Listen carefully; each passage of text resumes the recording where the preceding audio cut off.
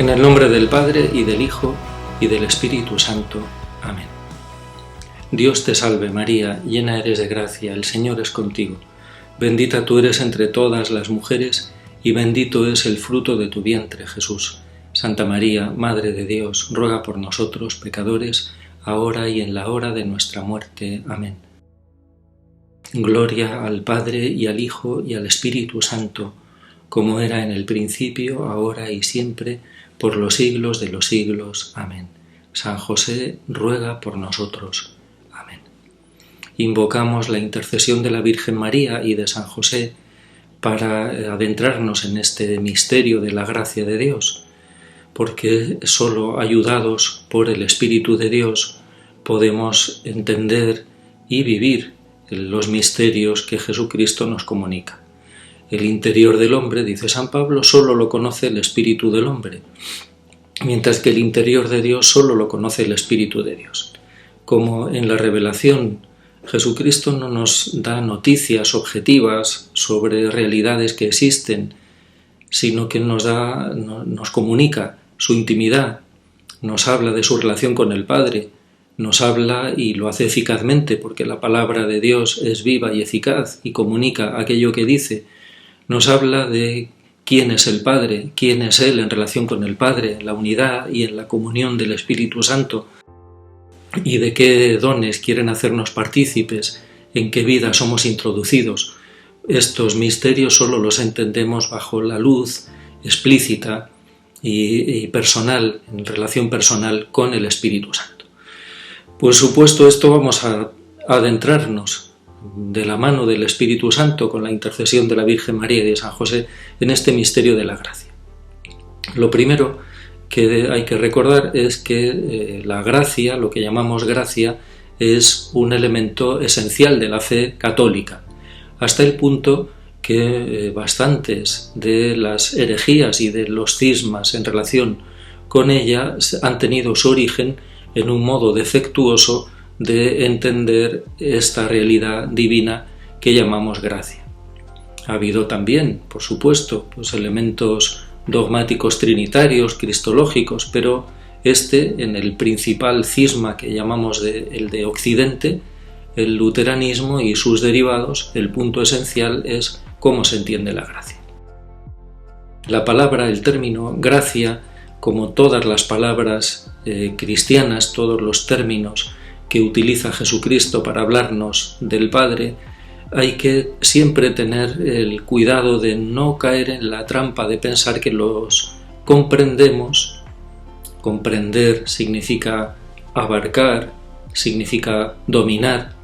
Nunca lo comprendemos, pero tampoco pensar que lo entendemos qué quiere decirnos la revelación divina cuando nos habla de gracia, por el hecho de que no sea un término familiar que usamos, sabiendo, claro, lo que decimos en nuestro idioma. Cuando hablamos de gracia en español, queremos decir o bien una belleza particular que adorna de gracia a alguien, o un regalo que se hace, un bien que se comunica sin derecho, por pura bondad, por pura gracia. Y es verdad, claro, que estos significados análogamente nos dicen algo, nos sirven para adentrarnos en este misterio, pero siempre hay que hacer como hace Santo Tomás de Aquino, como nos pide que hagamos con los conceptos humanos, hay que hacer esta triple operación intelectual guiada por la fe, que es, por una parte, la negación en el sentido de que no es exactamente lo que nosotros creemos entender según nuestros términos humanos, porque estamos poniendo mucho de nuestra propia cosecha carnal, que es siempre parcial y además defectuosa, influida por nuestra pecaminosidad. Primero, la negación, saber que no es del todo lo que nosotros creemos entender. Segundo, la afirmación, algo de lo que entendemos es verdad y necesitamos escucharlo explícitamente de Cristo para que sea Él que nos diga qué es lo verdadero de eso que nosotros entendemos, y en tercer lugar la eminencia, que quiere decir que la acción divina es la luz de la fe es siempre mucho más grande que lo que nosotros podemos entender de ella. En realidad Santo Tomás pone estas tres operaciones en otro orden: afirmación, eminencia y negación, pero bien sea como sea, estas tres operaciones marcan una actitud, la actitud del cristiano que se pone ante los misterios divinos, que no cree, que no confía absolutamente en su inteligencia, que no cree que los entiende, que no da por hecho que las ideas que trae son las ideas correctas, que sabe que en su modo de entender los misterios de la fe hay mucho que purificar, hay mucho que rectificar incluso, y que siempre se quedan cortos en relación con la realidad. Bien, pues supuesto esto, vamos a adentrarnos con actitud creyente en este misterio de la gracia. La palabra gracia la usamos cotidianamente en la liturgia, en la misa, sin ir más lejos, que es la expresión fundamental de nuestra fe católica. En la misa, inmediatamente después de empezar invocando a las personas divinas, a las tres personas de la Trinidad, en el nombre del Padre y del Hijo y del Espíritu Santo, el sacerdote desea a los fieles la gracia de nuestro Señor Jesucristo, el amor del Padre y la comunión del Espíritu Santo. Estén siempre con vosotros. ¿Qué es la gracia de nuestro Señor Jesucristo? ¿Por qué no decimos la gracia sin más? ¿O por qué no decimos la gracia del Padre o la gracia del Espíritu Santo? ¿Por qué la gracia de nuestro Señor Jesucristo? Aprovecho para decir que la primera revelación, entonces, de quiénes son las personas divinas, de cómo es su amor entre ellos y su amor a nosotros y qué dones quieren comunicarnos, de qué vida quieren hacernos partícipes, la tenemos en el ordinario de la misa. No basta con escucharlo, con saber las respuestas, o en caso del ministro, del sacerdote, saber las fórmulas o leerlas en el misal, sino que es necesario meditarlas, y meditarlas habitualmente con esta actitud a la que me comenzaba refiriendo. No sabemos, no entendemos del todo lo que significa lo que es la misa y lo que nos expresan las palabras que decimos y que escuchamos. Debemos estar creciendo continuamente en la apertura para crecer en la inteligencia de estos misterios, porque son siempre mucho más de lo que nosotros podemos ir entendiendo jamás de ellos. La gracia de nuestro Señor Jesucristo. En otros momentos en la liturgia, pues también hacemos referencia a la gracia de Dios, pero este es el principal, que hace además referencia explícita a Cristo. Si acudimos a la palabra de Dios, veremos que el término gracia aparece pocas veces en cuanto a un sustantivo que nos dice, que nos habla de algo que nos viene de Dios. Aparece más veces en derivados de la palabra, como agradecer, ser agradecidos, dones por gratitud, etcétera, etcétera, pero la palabra gracia como tal aparece muy pocas veces. Una de ellas en el Evangelio de San Lucas, en la Anunciación, Ave María, llena de gracia, y la fundamental, la principal, en los Evangelios, San Pablo, claro que la utiliza muchísimas más veces, porque San Pablo sí elabora una teología de la gracia, pero en los Evangelios aparece, como estoy diciendo, muy poquitas veces. En la Anunciación a María, a quien se llama llena de gracia, y en el prólogo del Evangelio de San Juan, cuando se dice que la ley se dio por medio de Moisés, la gracia y la verdad han sido dadas por medio de Cristo, y que de su plenitud, de la plenitud de Cristo, nosotros recibimos gracia tras gracia. De Cristo recibimos gracia tras gracia. Por eso en la misa se nos desea, el sacerdote desea a todos los fieles en nombre de las personas divinas, la gracia de nuestro Señor Jesucristo. Vamos a detenernos, por lo tanto, en primer lugar, en el prólogo del Evangelio de San Juan. Vamos a leerlo y detenernos un poquitín en los versículos que tienen que ver más directamente con este misterio de la gracia. Se dice en el versículo 14: el Verbo se hizo carne y habitó entre nosotros, y hemos contemplado su gloria, gloria como del unigénito del Padre, lleno de gracia y de verdad, lleno de gracia y de verdad. Versículo 17. Versículo 16. Pues de su plenitud todos hemos recibido gracia tras gracia. Y versículo 17. Porque la ley se dio por medio de Moisés, la gracia y la verdad nos han sido dadas por medio de Jesucristo. De su plenitud, Jesucristo está lleno de gracia y de verdad, lleno de gracia y de verdad. La Virgen María es llena de gracia porque la llena de gracia el que se encarna en ella por la acción del Espíritu Santo. Jesucristo es el que está lleno de gracia y de verdad. De su plenitud, de eso que Él está lleno, nosotros recibimos gracia tras gracia. Él está lleno de una vez por todas.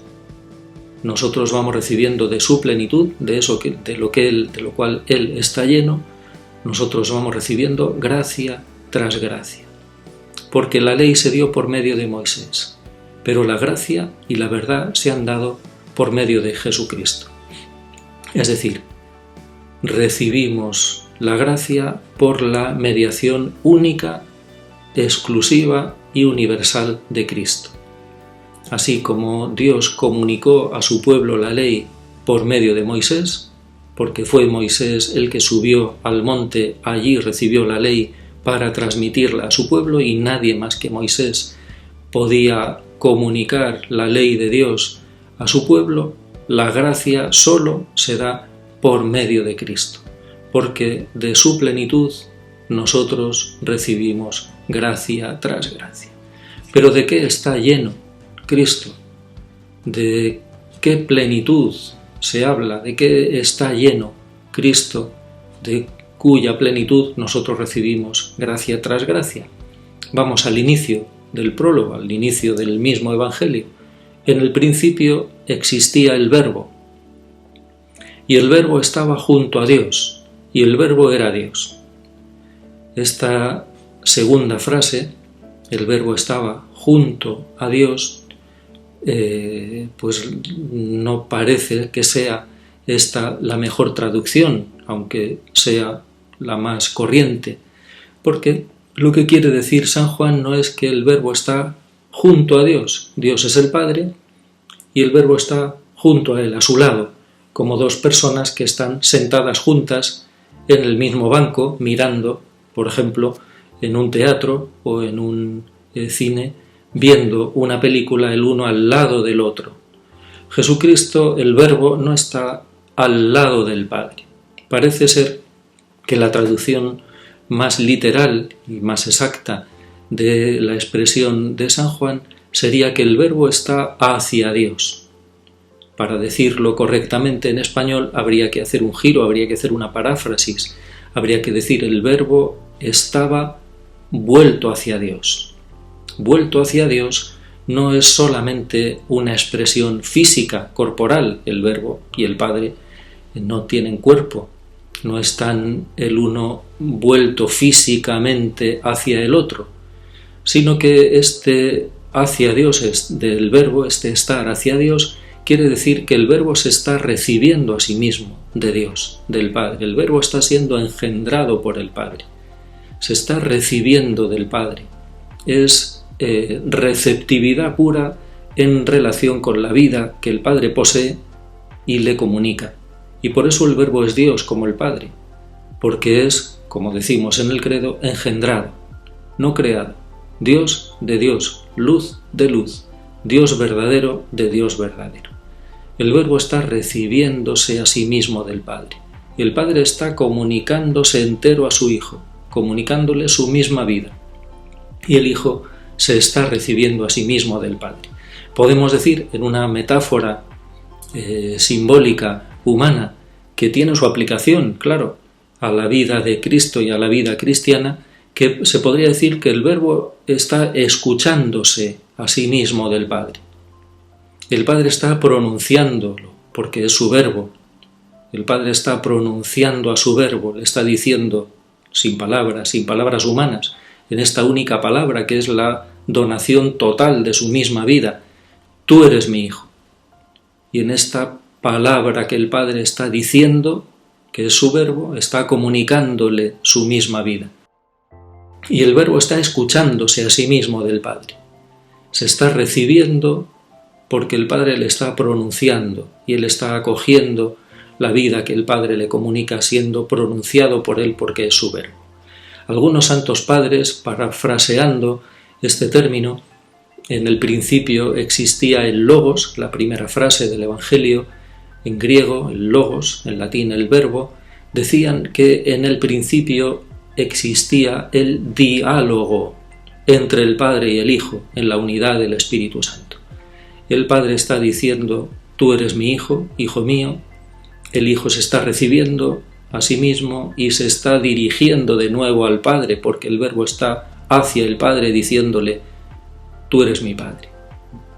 A tus manos, Padre, le va a decir en la cruz, encomiendo mi vida, mi espíritu, te entrego mi vida. En esta entrega recíproca y eterna consiste la vida divina.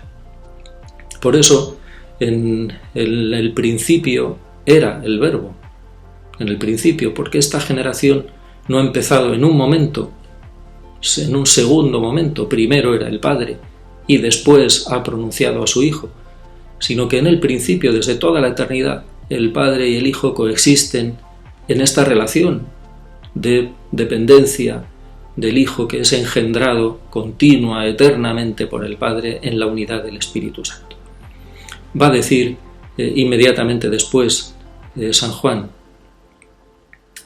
en él, en el Verbo, estaba la vida, versículo 4. En él estaba la vida divina, la vida del Padre que está comunicando a su Hijo. En él estaba la vida, y esta vida de la que el Verbo está lleno nos la comunica gracia tras gracia. De su plenitud nosotros recibimos gracia tras gracia. ¿Qué es entonces la gracia? De su plenitud recibimos gracia tras gracia.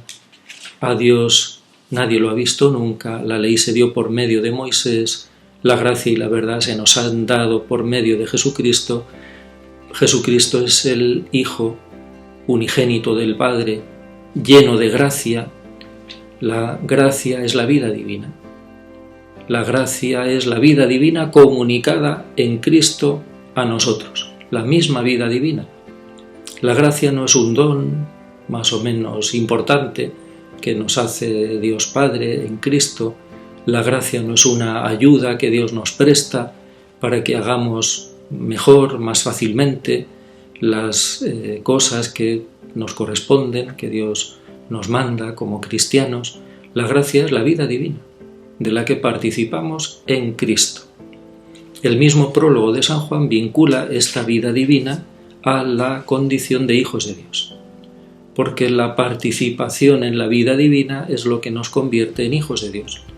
Y por eso, en el prólogo de San Juan se va a decir a partir del versículo 11, vino a su casa y los suyos no lo recibieron, pero a cuantos lo recibieron les dio poder de ser hijos de Dios. A cuantos recibieron a Cristo, él, Cristo, acogido por ellos, viviendo en ellos, les hace hijos de Dios, porque les comunica la misma vida que él está recibiendo como hijo único del Padre. A cuantos lo recibieron les dio poder de ser hijos de Dios, a los que creen en su nombre. Estos no han nacido de sangre, ni de deseo de carne, ni de deseo de varón, sino que han nacido de Dios. Nacer de Dios es ser hijos de Dios. Nacer de Dios es recibir su misma vida, ser también engendrados por Dios Padre en Cristo por el Espíritu Santo. La gracia es la participación en la vida divina, pero es una participación en la vida divina que no se nos da a distancia, desde fuera, sino que se nos concede, se nos comunica por comunión vital. A cuantos lo recibieron, les dio poder para ser hijos de Dios. Pero este don, esta participación en la vida divina y esta comunión con Cristo en la unidad del Espíritu Santo, se nos conceden por gracia, es decir, sin que nosotros la merezcamos y sin que nosotros podamos hacer nada por nosotros mismos para conseguirla. Por eso San Pablo contrapone la ley a la gracia y nos dice que no somos salvados por las obras de la ley, sino por pura gracia. Por pura gracia estáis salvados. Por lo tanto, ¿qué nos dice la palabra de Dios sobre la gracia? Resumiendo el conjunto del Nuevo Testamento, la palabra, el término gracia, tiene estos sentidos. Primero, es una actitud de Dios, Padre, Hijo y Espíritu Santo, hacia los hombres. Y esta actitud es gracia, es decir, Dios nos ama, Dios Padre, Hijo y Espíritu Santo nos aman sin que lo merezcamos. Nos aman no porque nosotros somos buenos, sino porque ellos lo son. Y no nos aman a la medida de nuestra bondad ni a la medida de nuestros méritos, sino que nos aman a la medida de su propia bondad. El amor de Dios es gratuito. No son nuestras obras las que llaman la atención a Dios para que nos ame. No es el cumplimiento de la ley, así lo aprendió San Pablo. No es el cumplimiento de la ley lo que nosotros podemos presentarle a Dios para que en respuesta a nuestros méritos nos ame, sino que el amor de Dios es lo primero. Por eso dirá San Juan en la primera carta: en esto consiste el amor, no en que nosotros amemos a Dios, sino en que Dios nos amó primero. ¿Qué es entonces, en primer lugar, la gracia para el Nuevo Testamento? El amor de Dios. Este amor gratuito, que no merecemos de ninguna manera y que incluso desmerecemos positivamente. Y por eso dirá San Pablo: si cuando éramos enemigos, Dios entregó por nosotros a su Hijo, fuimos reconciliados por la muerte de su Hijo, ¿cuánto más? Ahora, reconciliados con Él, seremos salvos por nuestro Señor Jesucristo. Cuando éramos enemigos de Dios, Dios Padre, Hijo y Espíritu Santo nos amaron por pura gracia. El amor de Dios es gratuito. La iniciativa es suya. El amor de Dios, de las personas divinas, no es una respuesta a la bondad que encuentran en nosotros.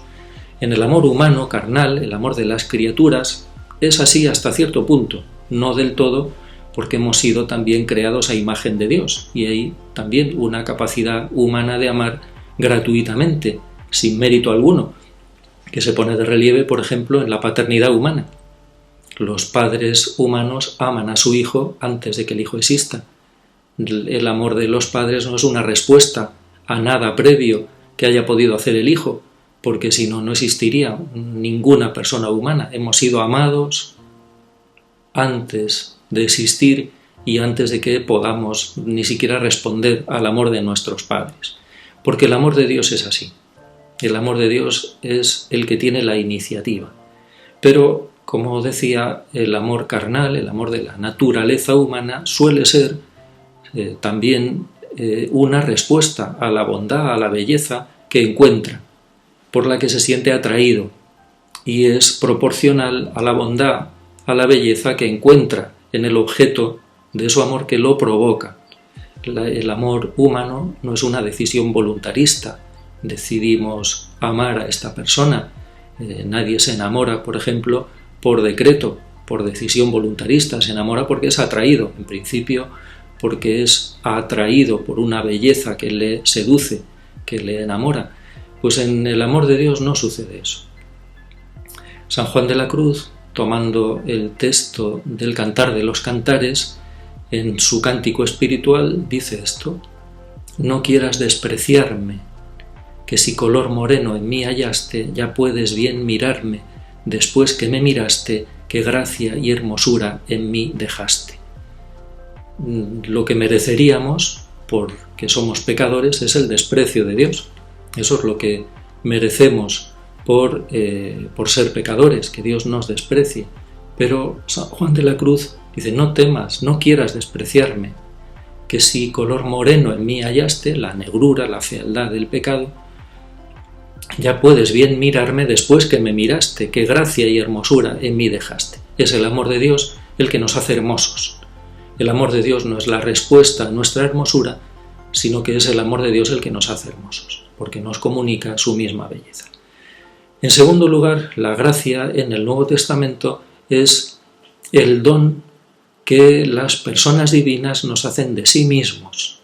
San Pablo dice a los tesalonicenses que les amaba tanto que deseaba darse a sí mismo. Dice: os amábamos tanto que deseábamos daros hasta nuestra misma persona.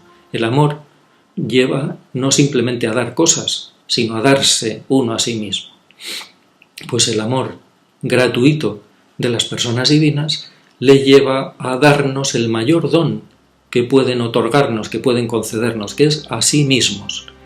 Y lo hacen viniendo a habitar en nosotros, convirtiéndonos en templos de la Trinidad. Jesucristo lo dice muchísimas veces en el Evangelio y luego San Pablo lo prolonga. Jesucristo compara su inhabitación, su vida en nosotros, con la que Él tiene con el Padre, con la inhabitación entre el Padre y Él. En el capítulo 17 de San Juan, en la oración sacerdotal, Jesucristo lo dice: Padre, como tú estás en mí y yo en ti, así yo en ellos y ellos en mí, para que sean uno en nosotros. Y refiriéndose unas veces exclusivamente a sí mismo y otras a Él y al Padre, y lógicamente sin excluir al Espíritu Santo, Jesucristo dice, relacionándolo con la Eucaristía, en el capítulo 6 de San Juan: el que come mi carne y bebe mi sangre habita en mí y yo en él. Y en el capítulo 12: si alguno me ama, mi Padre lo amará, y vendremos a él y haremos nuestra morada en él. Somos morada de la Trinidad. Esto es estar en gracia, lo que llamamos estado de gracia, de estar en gracia santificante, es estar en esta comunión vital con el Padre, el Hijo y el Espíritu Santo, por medio de la cual nos comunican su misma vida. Pero la gracia principal, en cuanto don que Dios nos comunica, es la inhabitación, lo que la teología llama la inhabitación, que el Padre, el Hijo y el Espíritu Santo habitan realmente en el hombre en gracia. Y este es el don mayor que podríamos recibir, porque esta inhabitación tiene vocación de eternidad. En el cielo Dios lo será todo en todos, nos dice la fe. Dios lo será todo en todos, viviendo en todos. Y tercero, viniendo a habitar en nosotros, las personas divinas producen en nosotros unos efectos, podemos decir. Nos comunican otros dones, que son la participación en su misma vida, la vida divina. Yo soy la vid, dice Jesucristo en el capítulo 15 de San Juan: vosotros los sarmientos, incorporados a mí, tenéis vida en vosotros, y separados de mí, no tenéis vida en vosotros. Porque unidos a Cristo, participamos realmente de su misma vida. Y por eso las personas divinas, viviendo en nosotros, nos comunican su misma vida, lo que el Evangelio llama normalmente vida eterna, convirtiéndonos en hijos del Padre en Cristo por el Espíritu Santo, la filiación divina. Participamos de la vida divina, la divinización del hombre, siendo hechos hijos del Padre en Cristo por el Espíritu Santo. Y nos comunican, en tercer lugar, viniendo a habitar en nosotros, incluso antes de habitar en nosotros, empiezan a comunicarnos ciertas capacidades de actuar en correspondencia con esta vida nueva. Antes de habitar en nosotros, lo normal es que empiecen a mover al hombre a poder realizar ciertos actos de fe incipiente, porque si no, el hombre no podría disponerse a la conversión, a la recepción de la gracia de la inhabitación, pero es viniendo a habitar en nosotros como las personas divinas nos comunican las virtudes, que son el conjunto de las actitudes y capacidades para vivir conforme a la vida divina de la que hemos sido hechos partícipes. Así pues, ¿qué es la gracia? El amor gratuito, la actitud de Dios que no es una respuesta a la bondad que encuentra en nosotros, así como tampoco nos rechaza por ser pecadores, ni nos ama porque somos buenos, ni deja de amarnos cuando somos malos. Segundo, es el don que las personas divinas nos hacen de sí mismos, viniendo a habitar en nosotros, la inhabitación. Y tercero, las consecuencias, los efectos, una serie de dones en nosotros para que, como consecuencia de esta comunión vital con el Padre en Cristo por el Espíritu Santo, que consisten en que nos hacemos hijos de Dios, participamos de la vida divina y somos enriquecidos con las virtudes cristianas, principalmente las virtudes teologales y también las virtudes morales cristianas. Vamos a detenernos entonces un poco en estos tres misterios de la inhabitación, la filiación divina y la divinización. Del primer misterio, la inhabitación, ya acabo de decir que es el principal y deberíamos experimentar asombro, admiración ante este misterio. Porque no es cualquier cosa. Porque ser templos de la Trinidad, ser templos vivientes de la Trinidad, ser uno con Cristo, con el Padre, en la unidad del Espíritu Santo, como ellos somos uno, Padre, que todos sean uno, como tú y yo somos uno, yo en ellos y ellos en mí, pues es, como digo, como estoy diciendo, el don mayor que Dios puede concedernos. Si esto fueran meras palabras, meras ideas para nosotros, querría decir que todavía somos niños en la fe y que sí, entendemos los términos, pero no nos resultan reales. La realidad de la inhabitación es el don mayor. Piensen, por ejemplo, en un San Pablo, que a los corintios, cuando quiere motivarles la castidad, porque muchos de ellos, arrastrando costumbres paganas y dejándose también influir por aquel ambiente pagano de aquella gran ciudad portuaria que era Corinto, donde había multitud de templos paganos donde se practicaba la prostitución sagrada, según ellos, claro, San Pablo les dice a los cristianos, pero vamos a ver, es que no sabéis que sois templos de Dios y que el Espíritu Santo habita en vosotros y que el templo de Dios es sagrado y ese templo sois vosotros.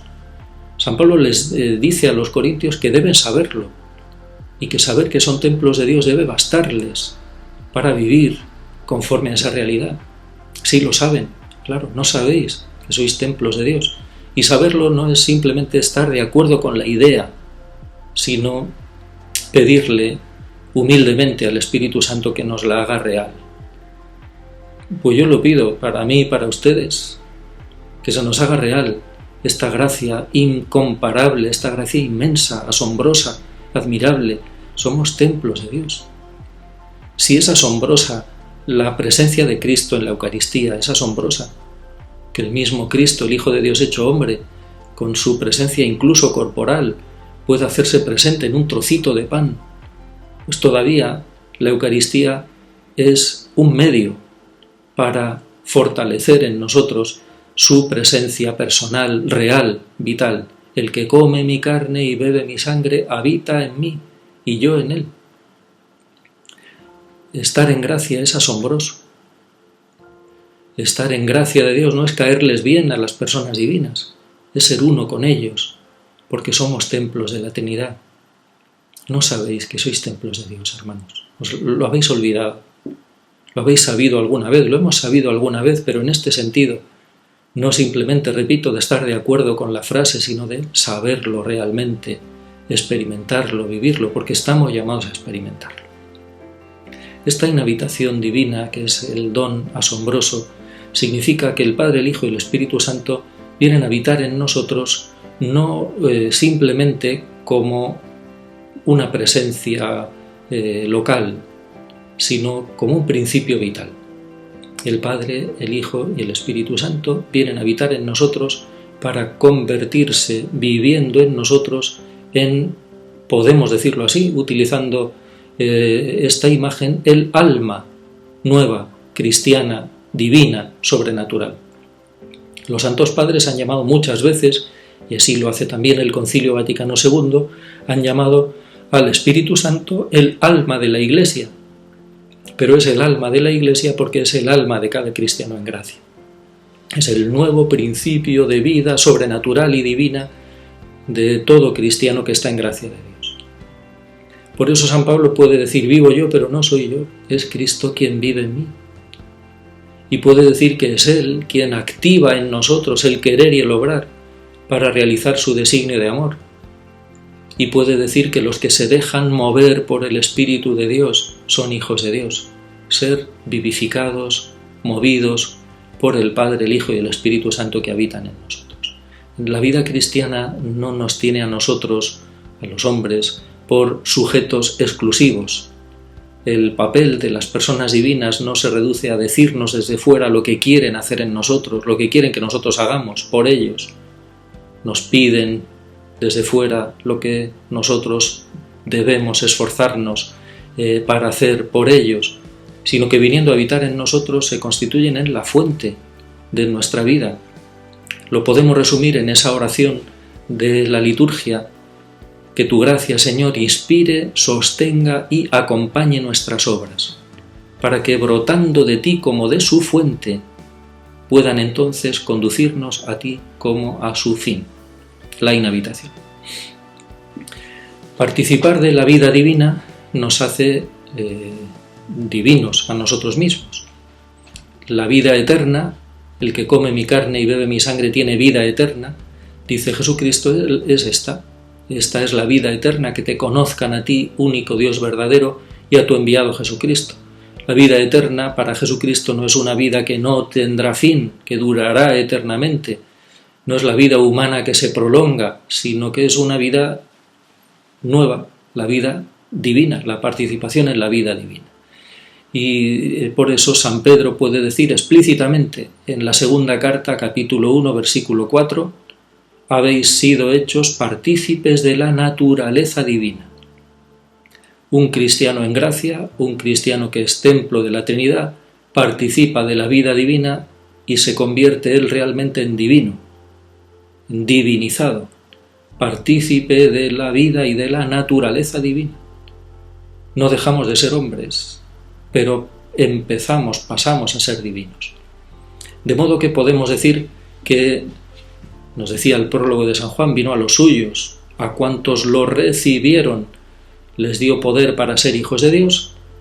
Podemos decir que Jesucristo es el Hijo de Dios hecho hombre, es decir, es una persona divina que asume una naturaleza humana, una persona divina con dos naturalezas, la naturaleza divina que le corresponde y la naturaleza humana que asume.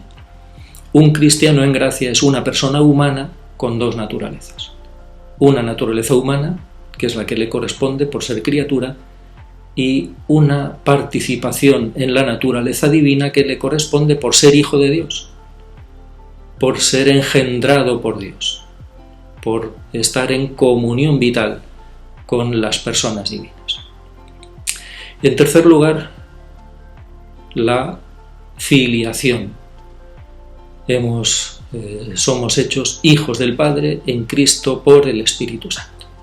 A cuantos lo acogieron les dio poder de ser hijos de Dios, los cuales, dice el prólogo, estos no han nacido de la carne y de la sangre, ni de deseo de varón, sino que han nacido de Dios. Nacer de Dios es lo que nos hace hijos de Dios. Por eso Jesucristo dice a Nicodemo que hay que nacer de nuevo, y que no se puede entrar en el reino de los cielos si no se ha nacido de nuevo, porque no basta con el primer nacimiento, nacer de varón y de mujer, de la carne y de la sangre, por el cual recibimos la vida humana, sino que es necesario nacer de nuevo, del agua y del Espíritu, para recibir la vida divina. Y este nuevo nacimiento, ordinariamente, se nos concede en el bautismo. Digo ordinariamente porque habrá multitud de personas a quienes Dios Padre les ofrezca esta gracia por medio de su Hijo, por otros caminos, como dice el Concilio Vaticano II, que solo Él conoce, porque no tienen acceso sin culpa de ellos a los sacramentos. San Pablo dice que somos hijos adoptivos de Dios y vincula esta filiación a la recepción del Espíritu Santo. Mirad que no habéis recibido un espíritu de siervos para permanecer en el temor, sino un espíritu de hijos adoptivos que os hace clamar Abba, Padre. Con este término, con esta expresión, hijos adoptivos de San Pablo, hay que tener cuidado, como decía al principio, y no pensar que lo entendemos porque sabemos lo que quiere decir filiación adoptiva, porque no es lo mismo la filiación adoptiva humana de la filiación adoptiva divina. La filiación humana adoptiva consiste en que dos personas, dos esposos, un hombre y una mujer, adoptan a alguien que no es su hijo, no es su hijo, no es realmente su hijo. Podemos decir, no es físicamente su hijo, por lo tanto, no es realmente su hijo. Pero ante la ley asumen los deberes que tendrían si fueran sus padres, y este niño, ante la ley, recibe los mismos derechos que tendría si fuera realmente hijo de ese matrimonio. La filiación humana adoptiva es del orden legal, no del orden ontológico. Es verdad que puede haber un amor mayor de unos padres adoptivos a su hijo adoptado que el de unos padres reales a su hijo real, el hijo que ha nacido de ellos, que ha sido engendrado por ellos. Pero los padres adoptivos no son los que han engendrado a ese niño, lo adoptan como si fuera su hijo. No es esto lo que hace Dios con nosotros. Dios no nos adopta, es decir, nos trata como si fuera nuestro Padre, pero no lo es. Por eso nos ha dicho San Juan en el prólogo, a cuantos lo recibieron les dio poder para ser hijos de Dios, hacerse hijos de Dios. Estos ya no han nacido solo de la carne y de la sangre, ni de deseo de varón, sino que han nacido de Dios. Y el mismo San Juan en la primera carta, en el capítulo 3, dirá, mirad qué amor nos ha tenido el Padre para que no solo nos llamemos sus hijos, sino que lo seamos. La filiación adoptiva consiste en que Dios nos hace ser sus hijos, nos engendra, nos comunica su misma vida. Pero como no es una filiación natural, constitutiva de la vida divina, esa se da en relación exclusivamente con su Hijo único, con su Hijo unigénito, que no puede dejar de ser su Hijo, porque es uno con el Padre en la única vida divina que existe. Pero sin embargo nosotros somos hijos, somos hechos hijos por gracia, por una decisión gratuita que podría no haberse dado, que no merecemos y que además podemos perder. Por eso San Pablo la distingue de la filiación natural llamándola filiación adoptiva.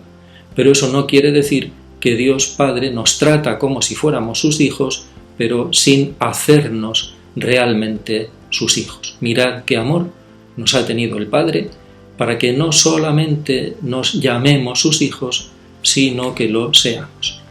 Miren lo que dicen algunos santos padres.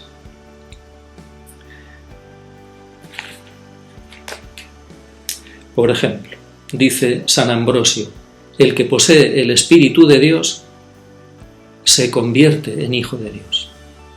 El que posee el Espíritu de Dios se convierte realmente en hijo de Dios. Dice San Atanasio, en esto se manifiesta la bondad de Dios hacia los hombres, que por gracia Él se hace Padre de los que antes era el Creador. Esto sucede cuando las criaturas humanas reciben el Espíritu de su Hijo, que grita Abba Padre en el corazón. Antes eran solo criaturas. Los que eran solo criaturas se hacen también hijos al recibir el Espíritu Santo. Y San Cirilo de Alejandría en el comentario al Evangelio de San Juan. Si no se nos hubiese enriquecido con el don del Espíritu Santo, que es lo que nos coloca entre los hijos de Dios, en modo alguno seríamos hijos de Dios. y cómo hemos sido elevados o cómo se nos ha hecho partícipes de la naturaleza divina, si ni habita Dios en nosotros, ni le estamos unidos por la participación del Espíritu a que hemos sido llamados. Y sin embargo, la verdad es que somos partícipes y consortes de aquella naturaleza que todo lo supera y somos llamados templos de Dios. Inhabitación, filiación divina, participación de la vida divina, de la naturaleza divina o divinización. A raíz de ellas, esta vida divina puede ser vivida por nosotros, debe ser así, estamos llamados a vivirla en un crecimiento progresivo hasta ser total y plenamente divinizados, para vivir exclusivamente una vida divina en la que actúan, en la que vivimos actuando de manera virtuosa. La consecuencia o el paso siguiente será el de las virtudes cristianas que trataremos Dios mediante en otro vídeo. Que Dios los bendiga.